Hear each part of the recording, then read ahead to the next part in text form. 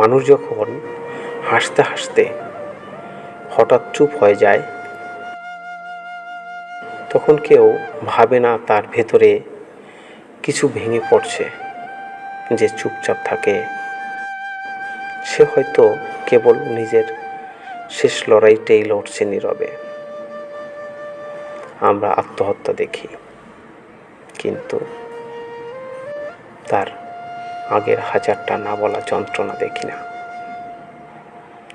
একটু পাশে দাঁড়ালে, একটু মনোযোগ দিলে হয়তো সে আজও বেঁচে থাকত।